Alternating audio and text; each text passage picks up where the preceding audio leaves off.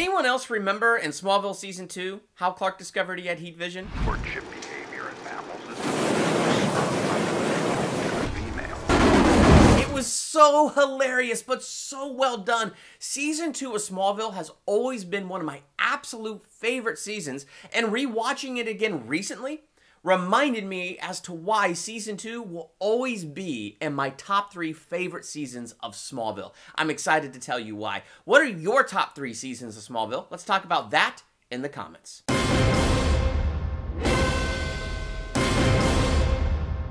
Welcome to Durbania. I'm Durbin, and this is my theological review for Smallville Season 2, Origins in Fear. Season 2 was such a fantastic season for Smallville. It took the best of Season 1, that great foundation that Season 1 laid, and it built strongly upon it. It took those plots and those themes, and it took them and moved them to the next level in such an excellent way. And one of my favorite things about Season 2 is Clark discovering his Kryptonian heritage. The way that Smallville decided to interpret that, to portray that, it was very unique to just this show. It was a bold risk, and I thought it was so well done, and I love what they did with it. I especially love seeing the importance of the choices they make. We talked about that in Season 1. Season 2, they take that, elevate it to the next level, and as Clark learns more about his heritage, he begins to be more in fear. And being more in fear, he begins to make some bad choices, and then ultimately ends up running from and not to his destiny. Do you like this type of video that I do? Hit that subscribe button, share this with a friend, and hit that like button. The day is coming. On this third planet from this star, Sol, you be God among men. The day is coming. They are a flawed race, rule them with strength, my son. That is where your greatness lies. It is time. Season 2 will forever be one of my most absolute favorite seasons of Smallville. It's just so well done. Even some of the Freak of the Week episodes, I feel like even with those, they told the stories better than in Season 1, and they were even more compelling because they were taking everything a layer deeper. One of the really cool things that they added in Season 2 was heat vision. It was both hysterical and sad how Clark discovered his heat vision. I mean, come on. It's difficult enough to be a normal teenager with raging hormones. Now you have a Kryptonian teenager with super hormones that apparently trigger heat vision, and he almost burned down his school and almost burned down Lana's coffee shop. What I love is they didn't draw this out to be multiple episodes, and it was fun, it was lighthearted, it was great how Jonathan Kent helped him get control over that, so now it wasn't his hormones that triggered the heat vision. He figured out how to control it all separate from that, so it was cool how he learned to control it, and it was a fun episode. Another thing they did very, very cool in Smallville Season 2 was Clark revealing his secret to Pete.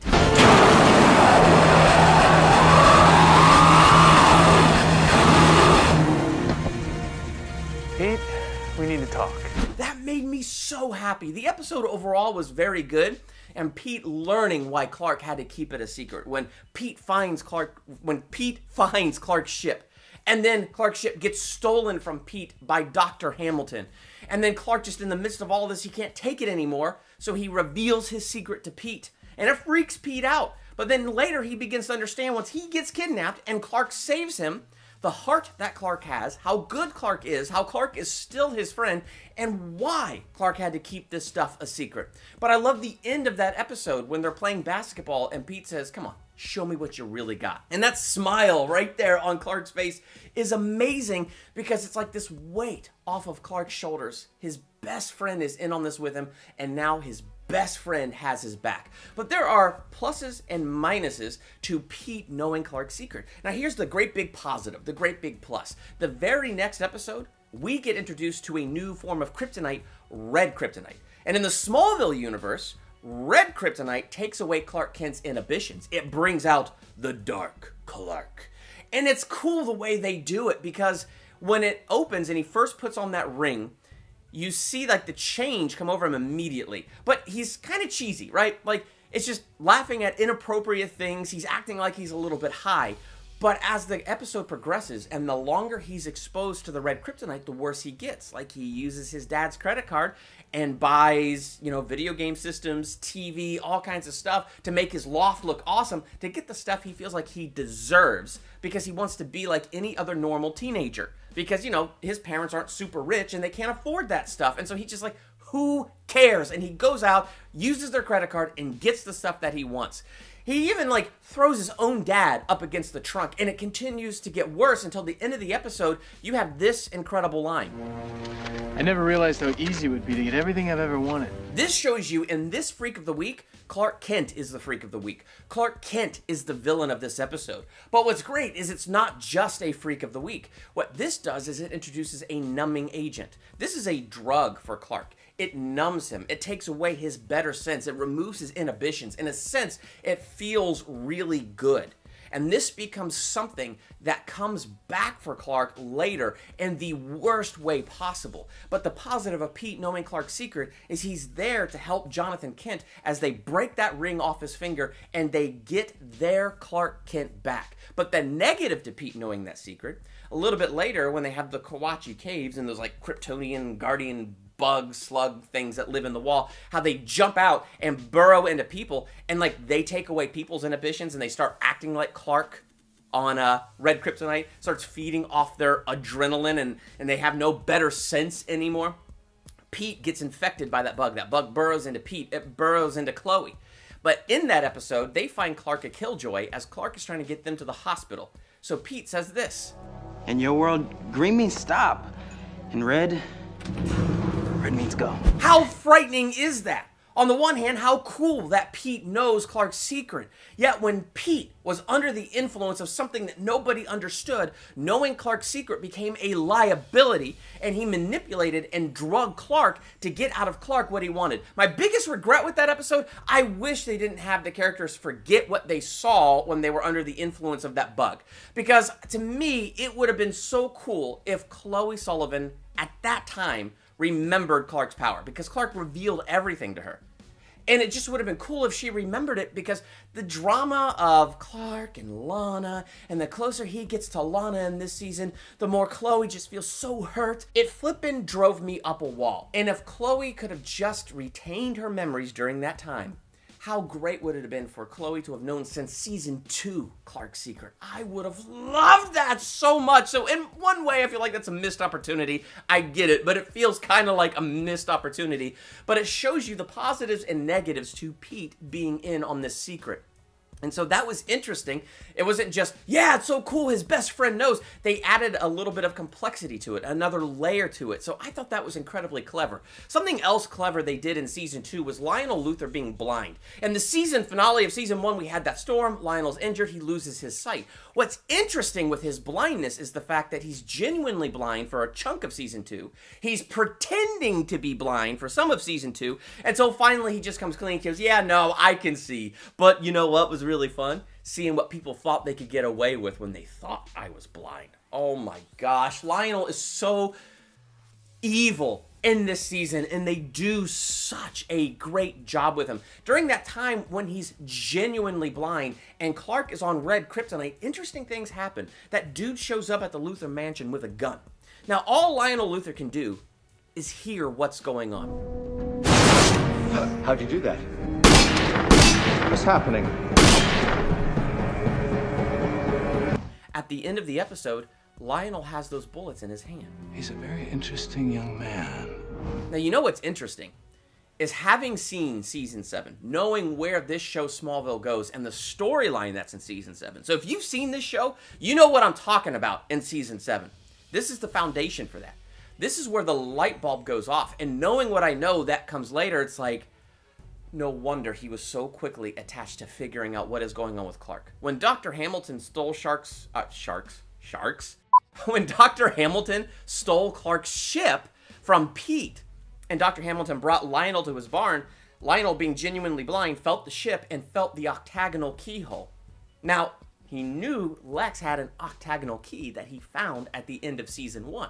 So now interest is building, and now he's got these flat bullets from Clark. Another thing cool when Lionel is genuinely blind, one of my favorite episodes, is when Martha is an executive assistant for Lionel, and they are held hostage in the Luthor Tower. So Clark, being terrified of heights, gets over that fear. And there he is, all nervous, and he's standing on the roof of the Daily Planet. And he takes off and leaps in a single bound from the rooftop of one building through the window of another. Now keep in mind, they all figure out a window on whatever floor that is gets blown out, and Lionel Luthor hears that. Then Clark shows up, and Clark is Clark. But here's the interesting thing. As they're holding Lionel and Martha hostage, they break into Lionel's safe.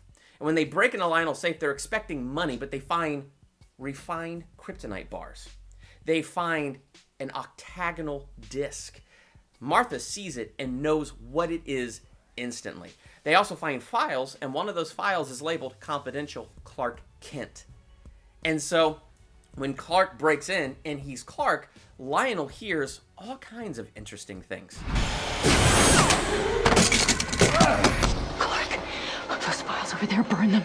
There's one about you, we can't let it get out. Martha sneaks away the octagonal disc, and he knows that's gone. So the interest in Lionel is continued to be piqued here. He knows something is different and special about Clark. And so knowing what I know in Season 7, this is a fantastic foundation. And it's not just the discovery of aliens or aliens living among us that is fascinating Lionel Luthor. It's something so much deeper. And it's so cool knowing that as I'm watching Season 2, it just makes it that much interesting. I can't wait to talk about that more when I get into my Season 7 review. I love in the premiere, when the ship is activated by Nixon, it lights up and it sends out that wave of light, which Martha says she thinks that's what healed her womb so that she could get pregnant. Because she gets pregnant this season, which is... That storyline is only interesting to me because of the ship and the characteristics of the ship. Because my theory is the ship knew this was the year that he was going to take Kal-El away from them. And that Kal-El would learn his Kryptonian heritage and thus his destiny and fulfill his destiny to be the protector of the world. So I think Jor-El, knowing that, healed her womb to give her a child so that he could take Clark away from them. That's just my personal theory. Like, every time I watch Season 2 of Smallville and that whole plot line comes out, like, I think that's so interesting. But what takes Season 2 and what elevates it into my top 3 favorite seasons of the entire show is Clark getting into his Kryptonian origins and how they dealt with Clark's origins. They even dealt with it on the shallow level of getting into his adoption, and how did that come to pass? Think about it for a second. The Kents find Clark in a field. How do you adopt him and have that be legal, or at the very least, not have that be suspicious? So Smallville, in its way, seeks to answer that. That not only did the Kents find Clark in that field, but they also found Lionel and Lex, and the Kents helped Lionel and Lex. And Lionel said, let me know any way that I can repay you. So Jonathan says, okay, we want to adopt Clark. So Lionel sets up that whole foundation, the whole organization. Clark is the only adoption that is handled through it, and so Clark gets adopted. But what's interesting about that is you see how dark Lionel is, because he has an illegitimate kid, and uses that adoption as a way to hide away his son. That's interesting and comes back to bite him in the butt. Also, what's interesting is he uses that as leverage against Jonathan Kent. So this is one of those times where it takes a theme in Season 1 and takes it to that next level. Because we knew Jonathan never trusted the Luthors. And the way he acts around the Luthors, you know it's not just a general hatred because they're rich and they're ruining the town. There's something else there. That something else is this. That Lionel used Clark's adoption to strong-arm Jonathan Kent to get Pete Ross's parents to sell their cream corn company to Lionel Luthor, which gave Lionel the foothold in Smallville that he has. All the people who were cheated, including Pete's family. None of that would have happened if it weren't for me. Lionel repaid his debt and used his repayment of the debt as leverage against Jonathan. So you see why Jonathan has no trust for the Luthors. You see why Clark's adoption is bittersweet, because he got the best blessing he's ever had, Clark Kent, out of it, but he also got one of the greatest burdens that he now carries with him all the time, that guilt that the Luthors have a hold on Smallville because of him. And so it just shows you how dark Lionel is, but it also adds this element to it, that once Lionel has the flattened bullets, once Lionel knows about the ship with the octagonal keyhole, and once Lionel knows about the keyhole in the Kawachi Caves, and now he remembers, that's right, I helped you adopt Clark. I mean, you just see the light bulb on, and it is so incredibly interesting. The other thing is the Kawachi Caves themselves. This is something entirely unique to Smallville, and it could have been really stupid, but the way they did it, it was so clever. It was so well written that the Kawachi people have these ancient caves with these paintings that prophesy Naman. Somebody who would come down and fire from the sky, like, you know, a meteor shower. Somebody that would have the strength of 10 men and shoot fire from their eyes, and who would one day become the protector of the world. There's also Kryptonian symbols on the walls that nobody knows how to read. And so it adds this sense of destiny to Clark because it's prophesying who he will become, but it adds a whole nother interesting level to his origins. And so it's interesting, they get a little bit more into this into Season 3. I'll talk about that then. But for me, the Kawachi Caves, especially in Season 2, are such an interesting element. And now what's fun about it is, Lex Luthor is thinking Clark only cares about the caves because he meets a pretty girl. And Lex is like, all right, I'll check out the caves. What the crap is that? He finds the octagonal keyhole in the cave. And when Lex takes such an interest in those caves, Lionel realizes there's something valuable there. And so Lionel takes conservatorship from Lex. Like, he figures it out and gets the conservatorship from Lex so that he can experiment with the caves and learn about the keyhole that is in there. So it's very cool how the key becomes such an interesting thing, because all the while, every time this gets brought up, who has the key now? Is it the Luthors? Okay, no, Martha got it out of Lionel's vault, so Martha has it now, right? Okay, no, so it should be somewhere in the Kent barn. And one of my, actually not one of my favorite episode of Season 2 is the Christopher Reeve episode. And what's so awesome about it is Clark having the dreams of flying over Smallville and flying into the caves and putting the key in the keyhole and the light, and then he wakes up and he's laying in the road. But you know what that means? He's flying in his sleep. That happened in Season 1. They took that from Season 1 and went next level with it, as now the key is calling out to him and giving him dreams and visions about what he needs to do next. And then the key literally calls out to him. It's just so epic to me. And once it calls out to him, because of the dreams and visions, he knows what to do. So he puts it in the keyhole. And what I love about it is, I mean, look at this. You could see it like rainbow colors going into his chest and pure white light going out. The rainbow colors, to me, like represents all of the information and knowledge. And the white light coming out the back means that knowledge was deposited in Clark. And so he wakes up, the key like gets blasted out of the keyhole into the wall behind him, and Lex finds him there unconscious. But now Clark can read the symbols. He can read Kryptonian.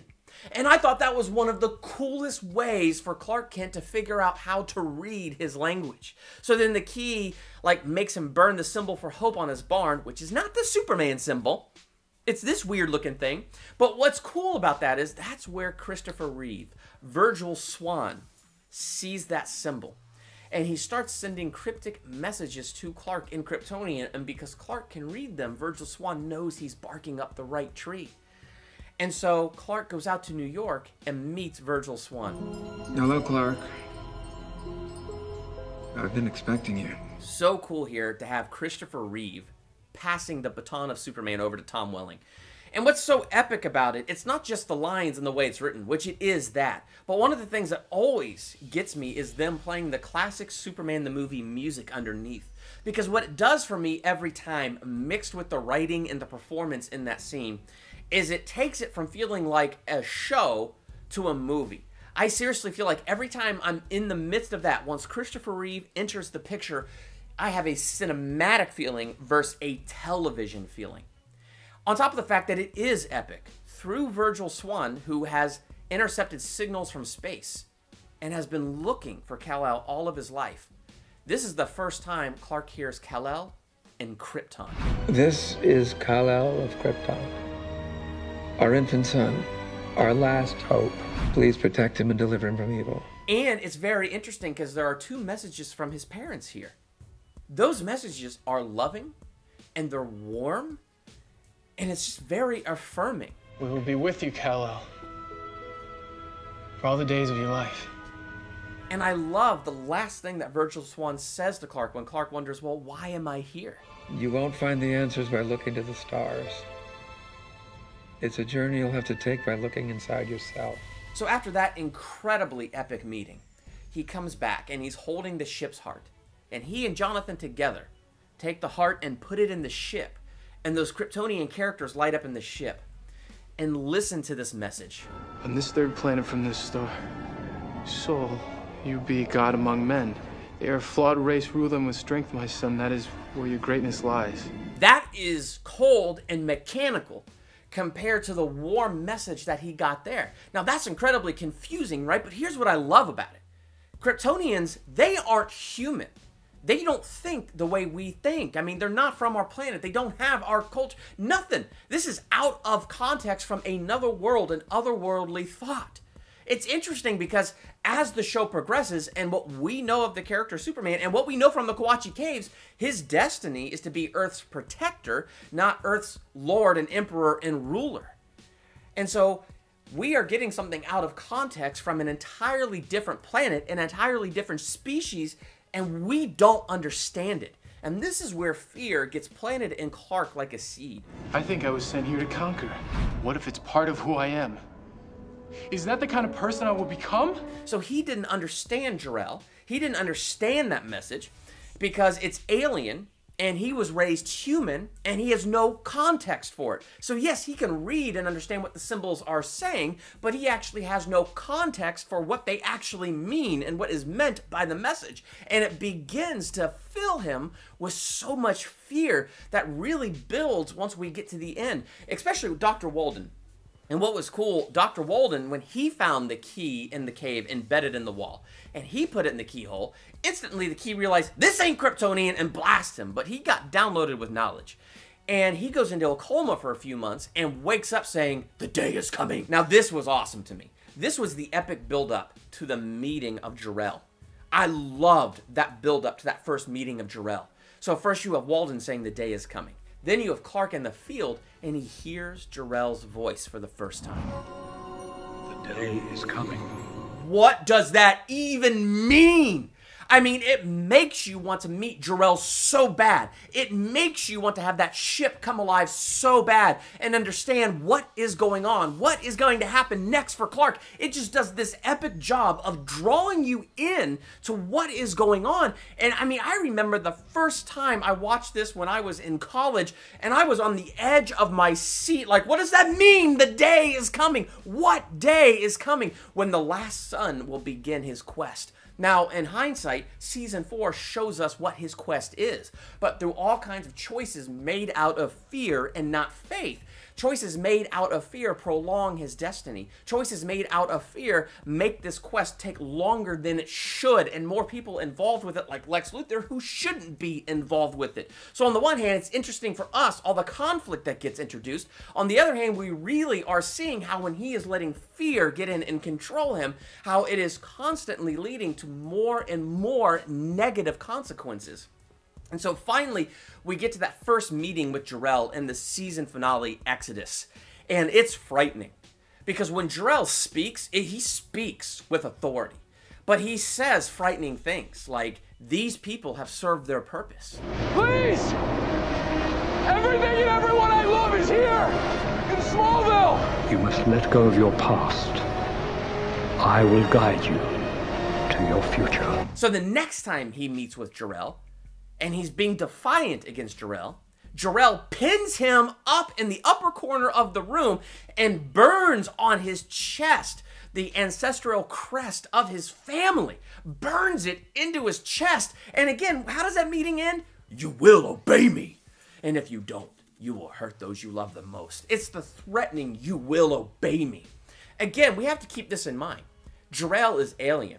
He's not human. He doesn't think the way humans think. In fact, as the show progresses, and again, we look at the Kawatche Caves, we know the hope and intent of his future is good and not evil. But Jor-El not being human at all. In fact, this isn't even Jor-El. Jor-El is dead. I am his memory, his will. So it's even colder still and even further removed from, you know, the warm-blooded living Jor-El, from something that still Clark wouldn't have a full context for. So this is like doubly out of context, and Clark is absolutely terrified. All the while, Lionel wants to use the key in the cave. And this is what is so cool, is he makes a kryptonite key and Clark steals it. I'm glad Clark stole it, because how big that ship exploded. Can you imagine how big the caves would have exploded? That would have been a nuke that would have wiped Smallville off the flippin' map. Now, the Lana Clark drama I've always disliked. Just always. But one thing that I loved was this in season 2. When Clark has the kryptonite key and it's, you know, inside Lionel's thing, so it's not affecting him, he walks into his barn, and there's that moment with him and Lana where he is terrified. Like, he's going to go to war with Jor-El. He doesn't know how this is going to end. He doesn't know where this is going to go. But the song that is playing in the background, the song is just the way it mixes with the scene, the way it mixes with the writing of that scene, but even more so than the Clark and Lana drama, it's really the weight you feel on Clark. Like, you can feel this fear. He doesn't want to lose his girlfriend. He doesn't want to lose his mom, his dad, his future brother or sister. He doesn't want to lose his family and the life that he loves and that he knows. He's terrified. He is so scared. And I feel like mixed with that music, it just has this sense of dread over it, this entire scene. And it really pulls you into what happens next when he puts the kryptonite key in the ship. And on the one hand, you want to root for Clark because you feel his fear and his dread. But we know, somehow, instinctively, this is wrong. What he's doing is wrong. And it destroys the ship. And here's Lex. He's supposed to be getting married, and Clark is supposed to be his best man. Well, Lex actually does get married, but Clark is supposed to be there as his best man. And when Lana shows up without Clark, Jonathan and Martha ride back to the farm to see what's going on. Because you see, here's another thing fear does. Clark was honest with his mom and dad up until this point. He told them about the first time Jor-El talked to them, about the message, how scared he was. But that second time he encountered Jor-El, a thought entered Clark's mind. He must destroy the ship. And another thought entered Clark's mind, my parents won't agree with me. I think I agree, because even the first time I watched this, it's like I wanted Clark to destroy the ship, but something about it also felt so wrong. Like, he shouldn't do that. This is wrong. And you know Jonathan and Martha would have felt the same. But because he was so scared, and he knew it was wrong. You could tell he knew this was wrong. So that's why he didn't tell his parents, because he knew this was the bad choice to make. But it was fear that compelled him to make that choice. His ship exploded, the shockwave rolled Jonathan and Martha's truck, and Martha lost her baby. It's actually devastating because of how good and wholesome Clark is, how much we love him, how much we want him to rise up to be Superman, and he made this stupid choice, and Martha lost her child. The scene in the hospital is heartbreaking. It's too late. You didn't think this thing through. You had no idea what was going to happen, and now your mother is lying in a hospital bed. Jonathan's right. He didn't think it through. And that moment when the doctor says, I'm sorry, you know, that Martha lost the baby, look at that look on Jonathan's face. Look at that look on Clark's face. It's just so well done. And the way Clark views Jor-El, he views Jor-El as something so cold and heartless. And if Jor-El's the one that holds his destiny, he wants nothing to do with it. But he's in so much pain right now that he can't face his pain. He can't face his problems. He can't face his parents. So he goes to the drug. This is what fear does. Instead of running to his destiny, he drugged himself. He numbed himself to his pain. He numbed himself to what he was feeling. And he fled those that loved him most. And I think what this show shows us is how a lot of us think of God. I think a lot of us picture God the way Jor-El was pictured at the end of season 2. Cold, mechanical, angry, wrathful, looking to dole out punishment. And when we look at God that way, yeah, of course we want to run from him and not to him. I've been raised a Christian all my life, and I know God is love, and I know God loves me unconditionally. But I've been through periods in my life where I feel like, okay, God must be so irritated with me and so annoyed with me. I need to fix this thing first before I ever come to him again with it, because he's got to be so abundantly irritated. Now, that is viewing God the way we see Jor-El in Smallville Season 2. That is not the true character of God. God loves us completely and unconditional. God's goal is to save and to restore. Are you willing to sacrifice anything to get him back? Yes. For my son, I'll do anything. Clark. Mom. Oh, Clark. Mom. God says, I know the plans I have for you. Plans to prosper you and not harm you. Plans to give you a hope and a future.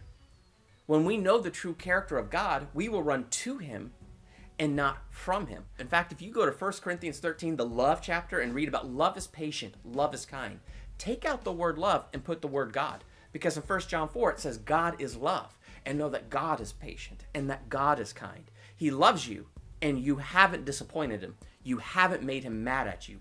Run to him, not from him, and see the great things that he has for you. So season 2 of Smallville is definitely one of my absolute favorite seasons of the show. I think it's incredibly deep. It's well written. They took everything to the next level. They did such a great job with this season. What did you think of season 2? Let's talk about that in the comments. While you're there, hit the subscribe button to become a Durbanian, and hit that bell by the subscribe button so you're notified for my next movie review or trailer reaction, theological analysis, or anything else I do here. I'm Durbin. Thanks for checking out Durbania.